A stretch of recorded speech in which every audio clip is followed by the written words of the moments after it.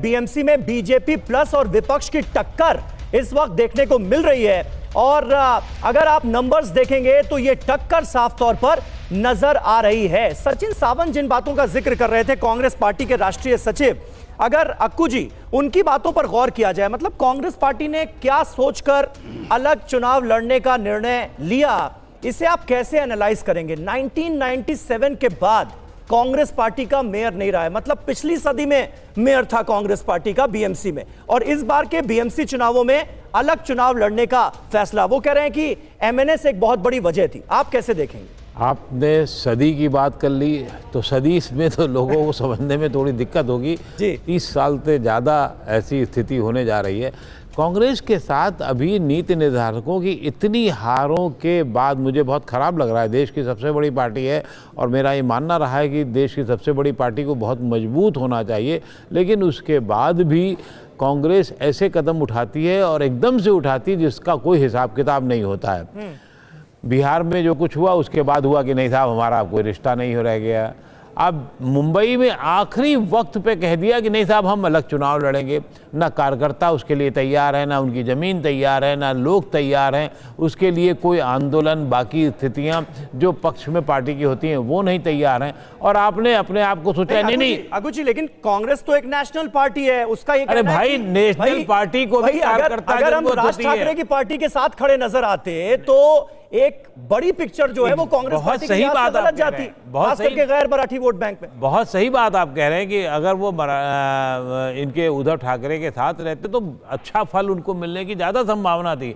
लेकिन अपनी जमीन में बार बार ये कहता रहा हूं कि अब अचानक कांग्रेस को लगने लगा है कि हमने जो दूसरों को जमीन दे दी है, महाराष्ट्र में उद्धव ठाकरे एंड पार्टी को दे दी है, यूपी में समाजवादी पार्टी को दे दी है, आरजेडी को बिहार में दे दी, वो छीन लो, ले लो, वापस ले लो। जो मुंबई में अभी दिखाई दे रहे नतीजे, और जो यशवंत देशमुख भी अब से कुछ देर पहले बात कर रहे थे, एनालाइज कर रहे थे इसे, उनका ये कहना है कि देखिए ये जो अब चुनाव हो रहा है या ये जो चुनाव होंगे उसमें मराठी मानुष और गैर मराठी, इसके बीच आपको तालमेल बनाना होगा, बैलेंस बनाना होगा, तभी आप सत्ता में रह सकते हैं या आगे बढ़ सकते हैं।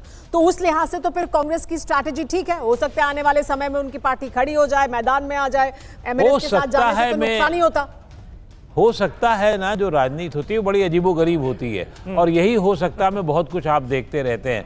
ठाकरे ये तो देखना ही होगा कि कांग्रेस की जमीन कितनी बड़ी है कि उस पे एक बहुत बड़ा सा महल होगा। 100 स्क्वायर फुट की जमीन है और उस पे चाहते हैं 10,000 स्क्वायर फुट का मकान बना ले, तो ये संभव नहीं होता है। फिलहाल ये जो नंबर सामने आ रहे हैं इससे तो यही लग रहा है कि कांग्रेस की स्ट्रैटेजी जो है वो विफल साबित हुई है। लेकिन देखिए अहम जानकारी, शिवसेना शिंदे 10 और बीजेपी 8 सीटों पर आगे, शिवसेना उद्धव 3 सीटों पर आगे। ठाणे का ये आंकड़ा हम आपके सामने रख रहे हैं। ठाणे में शिवसेना शिंदे सबसे बड़ी पार्टी बनती हुई नजर आ रही है। और शायना एनसी देखिए हमारे साथ जुड़ी हैं और बहुत मौके से जुड़ी हैं। ठाणे में शिवसेना शिंदे अच्छा परफॉर्म करेगी, मुझे लगता है कि इसमें शायद ही किसी को शक था। शायना जी कैसे देखती हैं आप? देखिए ठाणे में जो काम एकनाथ जी शिंदे ने किया है ऑन ग्राउंड वो अपरंपार है और हमें पता है कि काम के आधार पे ही हम आगे गए हैं वोट देने। आप ये पूरा कैंपेन देखिए और विश्लेषण कीजिए तो आपको पता चलेगा कि थोड़े लोगों ने सिर्फ नकारात्मक टिप्पणी पे लुंगी बुंगी, ये वो, रसमलाई ऐसे शब्दों का इस्तेमाल किया। हमारे नेता आदरणीय एकनाथ जी शिंदे ने मराठी मानस और स्थानिक लोगों के लिए जो काम किया है वो अपरंपार है। डीप क्लीन ड्राइव की बात करें तो ये एक मेरा सवाल आपसे, अभी जो तस्वीर दिखाई दे रही है इसमें बीजेपी को सबसे ज्यादा सीटें मिले बीएमसी में, लेकिन शिंदे गुट भी साथ में होगा, तो फिर मेयर किसका होगा? महापौर महायुति का ही होगा, एक मराठी मानुस, एक हिंदू। और मुझे गर्व है कि जहां 50% रिजर्वेशन है महिलाओं के लिए, इसके बावजूद 90 में से 60। शायना जी आप ये बहुत अच्छी तरह से समझ रही हैं कि सुमेरा का सवाल क्या था। मेयर जो है वो बीजेपी का होगा या शिवसेना शिंदे गुट का होगा? महायुति का ही मुख्यमंत्री तो बीजेपी का रहेगा। जिसका दिल धड़कता है मुंबई के लिए वो रहेंगे। जैसे हम कहते हैं मराठी में, मुंबई माझी लाडकी। आपको रोक रहे हैं, वापस इस पर आपके पास आएंगे, इस पर आपसे सीधा जवाब लेंगे। लेकिन वसई विरार में बीवीए सबसे आगे है। इस वक्त की जो जानकारी हमारे पास है, वसई विरार की तस्वीर 85 जो रुझान है वो बीवीए के बहुजन विकास आघाड़ी के पक्ष में जा रहे हैं। बीजेपी 26 सीटों के साथ दूसरे नंबर पर है। ये वसई विरार की तस्वीर है। बहुजन विकास आघाड़ी सबसे आगे है वसई विरार में और बीजेपी यहां पर भी दूसरे नंबर की पार्टी है। ये जयशंकर गुप्ता जी, बहुजन विकास आघाड़ी वसई विरार में आगे है। नहीं, बहुजन विकास आघाड़ी और कांग्रेस का अलायंस है जी। दूसरी बात देखिए, आप लोग जो बार बार आंकड़े दिखा रहे हैं, आप एक आंकड़ा नहीं दिखा रहे हैं जी। 69 सीटों पे तो महायुति पहले ही जीत गई थी, निर्विरोध जितवा लिया था, जैसा अभी हमारे मित्र अकु श्रीवास्तव कह रहे थे। और देखिए सर बीएमसी चुनाव का पहला नतीजा आ गया है, ये किसके फेवर में गया है? धारावी से बीएमसी चुनाव का पहला नतीजा इस वक्त टीवी9 भारतवर्ष के सामने है। धारावी से कांग्रेस की आशा काले जीती हैं, जीत दर्ज की है इन्होंने। ये रुझान नहीं है, ये पहला नतीजा है। जीत दर्ज की है आशा काले ने धारावी से और ये कांग्रेस पार्टी की उम्मीदवार हैं। जयशंकर जी अपनी बात कंप्लीट कर। नहीं, मैं यही कह रहा था, अभी अकु श्रीवास्तव कह रहे थे ना कि जब नतीजे आ जाएंगे तो उसके बाद कितने लोग किधर पाला बदलेंगे इसकी कोई गारंटी नहीं है। चुनाव नतीजे क्या गलत कह रहे थे? नहीं, एकदम सही कह रहे थे। चुनाव शुरू होने से पहले ही 69 सीटों पे तो निर्विरोध हो गए, उम्मीदवार को ही खरीद लिया। अब उसके बाद जब जीतने वालों को कितना खरीद फरोख्त होगी ये तो बात की बात है। देखिए, सत्तारूढ़ दल के साथ शासन है, प्रशासन है, धन है, चुनाव आयोग है। अब उससे आगे बढ़ करके अगर आप लड़ सकते हैं तब तो आप लड़ाई लड़ सकते हैं। विपक्ष के लोगों के लिए सबसे बड़ा सबक यही है कि आप सिर्फ बयानबाजी से काम नहीं चलेगी। सर, तो इससे पहले भी तो ऐसा हुआ है कि केंद्र में कांग्रेस की सरकार रही है, महाराष्ट्र में कांग्रेस की सरकार रही है, बीएमसी पर शिवसेना का कब्जा रहा है। आपके यहाँ उम्मीदवार ही नहीं, जयशंकर जी, संगठन ही नहीं, जब आपने किसी को रखा ही नहीं ऑन ग्राउंड तो ऑब्वियसली बिन विरोध हम जीत के आएंगे। संसद में भी जब 35 कांग्रेस के सांसद जीत के आते हैं बिन विरोध, तब आप कुछ नहीं बोलते हैं। अब यहाँ आप ऐसे प्रस्तुत करते हैं कि पैसे की ताकत। कहाँ है पैसे की ताकत? ये तो प्रावधान है कि आपकी स्ट्रैटेजी, आपकी रणनीति बननी चाहिए कोई भी इलेक्शन में। जब आप ऑन ग्राउंड ही नहीं उतरे हैं तो आप बड़ी बड़ी बातें यहाँ कर रहे हैं। नहीं तो उम्मीदवार कैसे पलट गए? उम्मीदवार कैसे पलट गए? उम्मीदवार महायुति के साथ कैसे चले गए?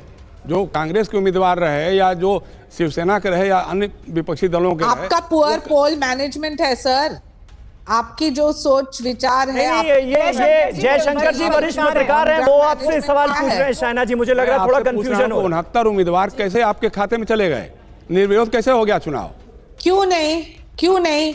जहां सामने उम्मीदवार नहीं है, जहां हमारा स्ट्रैटेजी है, जहां हमारी उम्मीदवार थे, उम्मीदवार आए गए। देखिए, आप पैसे का आरोप, ये जो स्क्रिप्ट है ना इनका, उनको बदलना चाहिए, क्योंकि अभी 2 घंटे बाद वो यही बोलने वाले हैं, ईवीएम टैंपरिंग, पैसे का दुरुपयोग, नोटबंदी। 2 घंटे बाद नहीं, कहां से पहले ही कह चुके हैं संजय राउत, पहले ही कह चुके हैं कि चुनाव के नतीजे पहले ही तय हो गए हैं, शाम में तय हो गए हैं। ये पहले ही वो कह चुके हैं, 2 घंटे बाद पहले ही कह चुके हैं। लेकिन शायना, जयशंकर गुप्ता जी आपसे बात कर रहे थे, एक सवाल कर रहा था मैं। वो वरिष्ठ पत्रकार हैं कांग्रेस पार्टी से। एकनाथ शिंदे जी जब मुख्यमंत्री बने, बहुत अच्छी उन्होंने योजना शुरू की थी, लाड़की योजना। अब पता लगा कि उसको डाइल्यूट कर दिया गया, उसका पैसा ही कम कर दिया गया है। इसके बारे में आप कुछ बताइए ना जरा। सर्वप्रथम लाड़की बहन योजना महिलाओं को आत्मनिर्भर करता है। जब एक महिला के पास 1500 मिलता है तो वो घर से व्यवसाय कर सकती है, टिफिन सर्विस हो, मेहंदी क्लास हो, किसी को सिखाना, खुद को शिक्षित करना। ये कोई मुआवजा फ्रीबी सॉफ्ट नहीं है जिस ढंग से आप प्रस्तुत कर रहे हैं। जो इलेक्शन कमीशन को लगा कि इसका इस्तेमाल होना चाहिए इलेक्शन के वक्त या देना चाहिए इलेक्शन के बाद, ये उनका एक राय मत हो सकता है और हम आदर सम्मान करते हैं। लेकिन ये आप जब स्पर्धा में उतरे तो आप बताइए कि विजन प्लान विपक्ष का क्या था?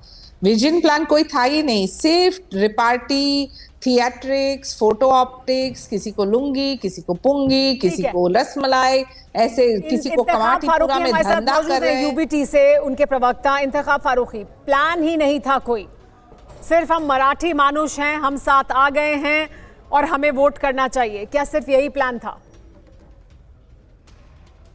बिल्कुल नहीं, हम लोग विकास की तरफ सोचने वाले लोग हैं और हम इन चीजों पे ध्यान नहीं देते कि लुंगी और ये सब सारी चीजें जो भी चल रही है, ये सिर्फ लोगों का ध्यान भटकाने के लिए था। लेकिन बिल्कुल हमारे नंबर्स और अच्छे होंगे और हमारी बहुत अच्छी प्लानिंग है। राज ठाकरे का बयान था, राज ठाकरे का बयान था और उससे कोई किनारा नहीं किया आपकी पार्टी ने भी। बिल्कुल ठीक है, आप राज ठाकरे जी के बयान के बारे में आप इतना बोलते हैं, लेकिन जब भी हम टीवी खोले, मोबाइल खोले, तो हम भी तो कई चीजें सुबह शाम नफरती बयान तो देखते हैं। ऐसे उसमें हम उसके बारे में आप क्या कहेंगे? जैसे कि आप